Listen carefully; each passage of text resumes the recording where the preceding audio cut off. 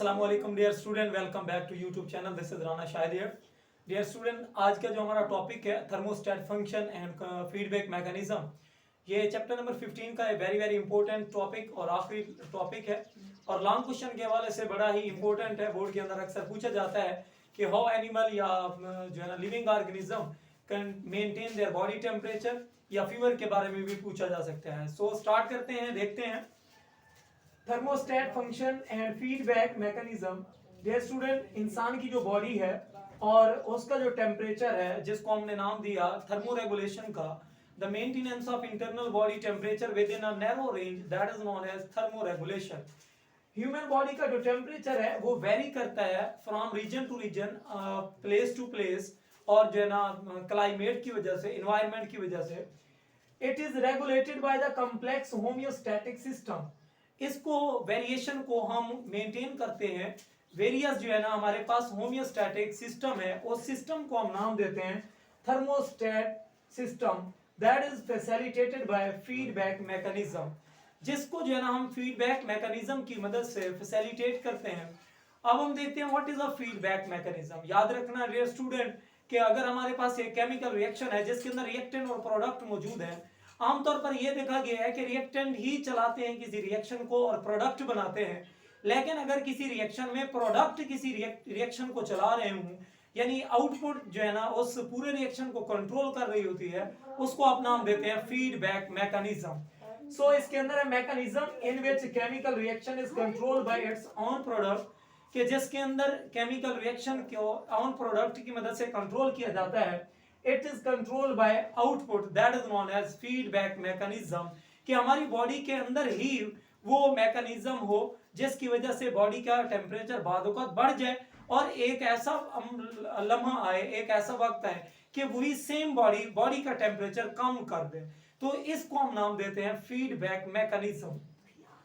Body temperature is monitored by thermoregulatory centre. हमारी बॉडी के अंदर जो टेम्परेचर की वेरिएशन है वो मेंटेन की जाती हैं और इनको सेंस करता है हमारा जो थर्मोरेगुलेटरी सेंटर है, that is a part of forebrain, that's name hypothalamus. So thermoregulatory centre is known as thermostat. This thermostat is present in our brain, so हम इसको नाम देते हैं hypothalamus, that is a thermostat set point. और ये thermostat set point एक maintain करता है जो नॉर्मल टेम्परेचर है हमारी बॉडी का, नैरो टेम्परेचर है, ऑप्टिमम टेम्परेचर है, उसको मेंटेन करता है। और वो कितना है? 37 डिग्री सेंटीग्रेड इसको मेंटेन करता है। अब above and below set point there is a two type strategies, के बाद औकात ऐसा होता है, हमने देखा कि या तो हमारी बॉडी का टेम्परेचर इबव होता है, राइट, या फिर बाद औकात ऐसा होता है कि हमारी बॉडी का टेम्परेचर लो हो जाता है। अगर बॉडी का टेम्परेचर बढ़ जाए, जिसके अंदर हम बाद औकात डॉक्टर के पास या फिजिशियन के पास जाते हैं, तो वो थर्मामीटर के जरिए हमारे बॉडी का टेम्परेचर चेक करता है। हमें होता है 99, 98 या फिर 101, 102। तो बाद औकात हमें ये टेम्परेचर की मेजरिंग फ़ारेनहाइट में की जाती है। टेम्परेचर बढ़ गया, 37 से बम हो गया, इसको डीनेचरेशन ऑफ एंजाइम कहते हैं। हमारी बॉडी का मेटाबॉलिज्म स्टॉप हो जाएगा, एंजाइम सारे ब्रेक डाउन हो जाएंगे, प्रोटीन बनना स्टॉप हो जाएगा। तो खुद देखें, या तो फिर एक ऐसा मैकेनिज्म है जिसके अंदर टेम्परेचर इन फीवर यानी हाई टेम्परेचर हो जाता है। बाद औक़ात ऐसा होता है कि हमें सर्दी ज्यादा लगना शुरू हो जाती है, टेम्परेचर हमारी बॉडी का लो हो जाता है। तो इन दो स्ट्रेटजीज को देखा जाता है बाद औक़ात इन कोल्ड इन्वायरमेंट और हार्ट टेम्परेचर को हार्ट इन्वायरमेंट के अंदर। सो हम देखते हैं कि कौन कौन सी स्ट्रेटजीज ऐसी अपनानी चाहिए कि जिसमें हम अपनी बॉडी का जो टेम्परेचर बढ़ चुका था उसको मेंटेन कर सकें, या फिर जो हमारी बॉडी का टेम्परेचर लो हो चुका था उसको हम रीगेन कर सकें। ये कैसे पॉसिबल होगा? तो हम देखते हैं इस मैकेनिज्म के अंदर, ये मैकेनिज्म है कि किस तरह से बॉडी का जो टेम्परेचर है वो मेंटेन होता है। तो याद रखना डियर स्टूडेंट, बहुत ही आसान मैकेनिज्म, और ये हमारी बॉडी के अंदर हो रहा है। सपोज हम बात करते हैं कि हमारी बॉडी में ये थर्मोस्टेट सेट पॉइंट है, that is known as 37 degree Celsius. इसकी जो वैल्यू है वो 36.1 डिग्री सेल्सियस या सेंटीग्रेड से 37.8 डिग्री सेंटीग्रेड ये मैया की गई है। अब ये हमारा सेट पॉइंट है 37। बाद औकात ऐसा होता है कि इससे टेम्परेचर या तो इंक्रीज कर जाता है यानी 38, 39, 40, 42। बाद औक़ात ऐसा होता है 37 से भी टेम्परेचर लेस हो जाता है, 36, 35, 34। तो टेम्परेचर की इम्बैलेंसिंग, यहाँ पर इंक्रीज कर रहा है, यहाँ पर डिक्रीज हो रहा है। पहले हम डिस्कस करते हैं इंक्रीज को, कि अगर जो है ना बॉडी का टेम्परेचर इम्बैलेंस हो जाए, यानी हमारी बॉडी के अंदर जो टेम्परेचर है वो बढ़ जाए, टेम्परेचर बढ़ जाए 37 से अबव हो जाए, 39, 38, इट मीन हम जो है ना टेम्परेचर एंड फीवर की बात कर रहे हैं, हमें ज्यादा हीट महसूस हो रही है, यानी बुखार फील हो रहा है। तो इसके दौरान हमारी बॉडी के अंदर हीट रिसेप्टर्स मौजूद है, जो ये पैगामात को लेकर पहुंचते हैं थर्मोस्टेट सेंटर के अंदर, या थर्मो रेगुलेटरी सेंटर हाइपोथैलेमस के अंदर। ये हाइपोथैलेमस दो तरह के पैगाम देता है, दो तरह की स्ट्रेटजीज अपनाता है।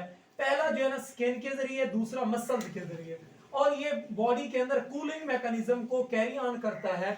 जैसे आप जो है ना गर्मी में बैठे होते हैं, पंखा चला लेते हैं या एसी ऑन कर लेते हैं, तो आप अपनी गर्मी को क्या कर रहे होते हैं, कैंसिल कर रहे होते हैं, या गर्मी को आप लोग मिनिमाइज कर रहे होते हैं। सो इसके अंदर जो हमारी स्किन है वो स्वेट ग्लैंड को एक्टिवेट कर देती है, इससे जो है ना इवेपोरेशन मिलती है और हमारी बॉडी का टेम्परेचर लेस हो जाता है। इसी तरह से जो हमारे मसल्स हैं वो उनमें वेजो डायलेशन होती है, जो हमारी आर्टरीज, कैपिलरीज, वेन्स हैं वो डायलेट हो जाती हैं। और डायलेशन से क्यों हुई, ताकि जो हमारी बॉडी का ब्लड फ्लो है वो फास्ट हो सके।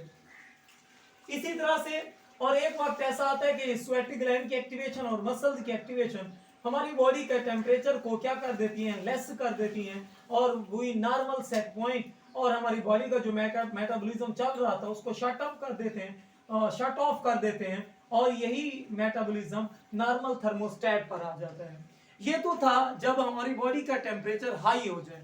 अब हम देखते हैं कि जब हमारी बॉडी का टेम्परेचर हो लो, जब हमारी बॉडी का टेम्परेचर लो इम्बैलेंस के अंदर, तब हमारी बॉडी में मौजूद है कूल्ड रिसेप्टर। ये भी जो है ना पैगामात को भेज देते हैं हाइपोथैलेमस के पास।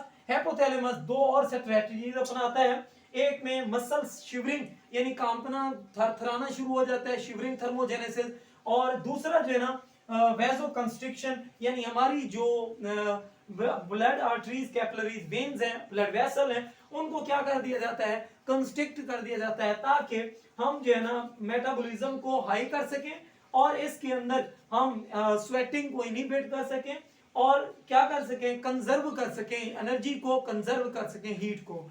जब हमारी बॉडी के अंदर थर्मोस्टेट ने दो स्ट्रेटजी अपनाई कि मसल की शिवरिंग ने एनर्जी को जो है ना कंजर्व करना शुरू कर दिया, और वेजो कंस्ट्रिक्शन ने भी एनर्जी को बचाना शुरू कर दिया, तो ये हीटिंग मेटाबॉलिज्म हुआ।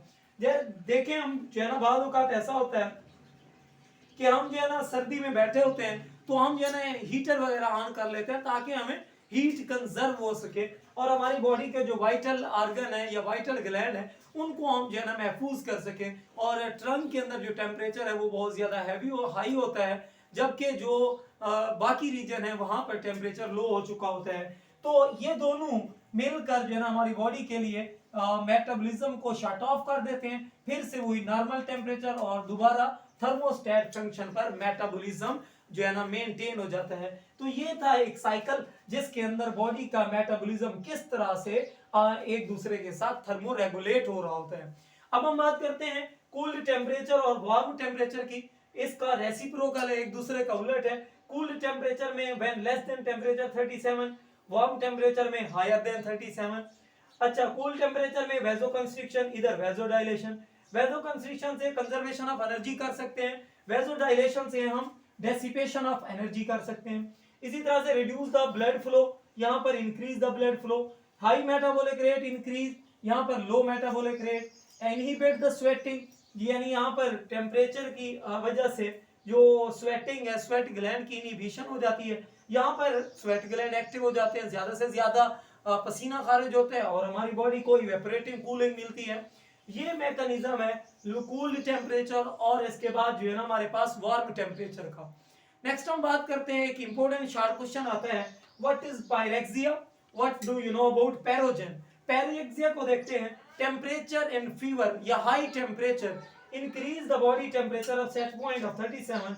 ये दो रीजन की वजह से होता है, बैक्टीरियल और वायरल इंफेक्शन की वजह से। That is known as pyrexia. When हमारी बॉडी के अंदर जब different number of blood cell या leucocyte WBC and different infection bacterial और वायरल इन्फेक्शन, जिनको हम नाम देते हैं पैथोजन का, ये ब्लड के अंदर एक केमिकल प्रोड्यूस करती हैं, उस केमिकल को हम नाम देते हैं पैरोजेन। क्या नाम देते हैं? पैरोजेन का नाम देते हैं। अब क्या है पैरोजेन? When different pathogen and blood cell produce the chemical, these chemical are known as पैरोजेन। ये पैरोजेन क्या काम करते हैं? These displays the set point of 37 degree Celsius. ये हमारी बॉडी का जो नॉर्मल टेम्परेचर है यानी 37 है, उसको डिस्प्लेस कर देते हैं, कभी 38 पर, कभी 36 पर, कभी 39 पर, 40 पर, कभी उससे बिलो। तो इनका काम है हमारी बॉडी के टेम्परेचर के अंदर फ्लक्चुएशन लाना, थर्मो रेगुलेशन को डिस्टर्ब करना। अब इनका काम क्या है कि इससे हमें फायदा क्या मिलता है? पायरोजेन की वजह से या पैरेक्सिया की वजह से टेम्परेचर जब हो, फेवर हो हमें, तो अब क्या मिलता है? Favour help in the protecting metabolism, कि इससे हमारी बॉडी के जो है ना प्रोटेक्शन में मदद मिलती है कि कौन कौन से जरासीम हमारे लिए फायदेमंद है, कौन कौन से ऐसे हैं जो हमारी बॉडी के लिए इंजरियस हैं, कौन से हमारी बॉडी के लिए खतरनाक हैं। This was all about the thermostat function and feedback mechanism in man. Thank you so much.